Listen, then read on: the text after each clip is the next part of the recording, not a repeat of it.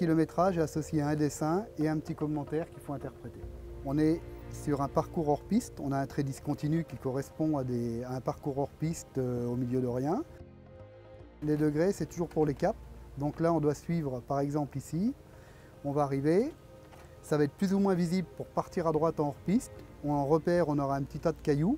On va partir au cap 193, on partira du hors piste d'Angers 2 avec des grandes ondulations sur 5 km. Donc tout est à vue, tous les pièges sont à vue. On voit qu'on a une trace qui part sur la droite en hors piste.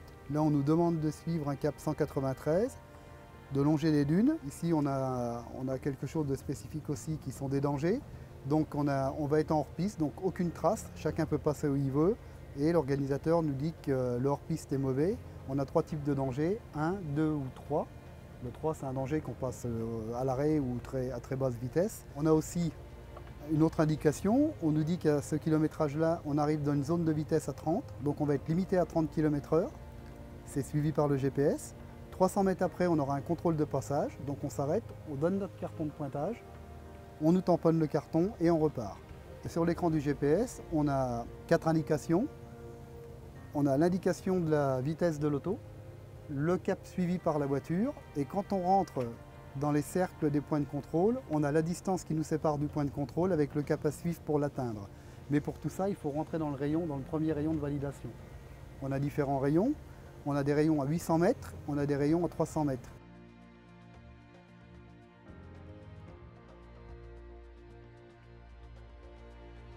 Pour trouver le rayon de 300 mètres dans 8 km, il ne faut vraiment pas bouger beaucoup, il faut vraiment rester sur le cap et il suffit qu'on passe à côté du rayon, on passe à 320 mètres, on ne tape pas le rayon, on ne valide pas le point. Donc on va un peu plus loin, on cherche, on a dépassé la distance, on regarde à gauche, à droite.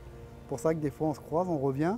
Quand on est en hors-piste dans les grosses ondulations, le roadbook bouge beaucoup, on a la vue, il faut stabiliser la vue, il faut essayer de stabiliser les bras. Et c'est pas toujours évident de lire, il y a des endroits où on n'arrive pas à lire les notes. Donc on anticipe un petit peu ces endroits-là.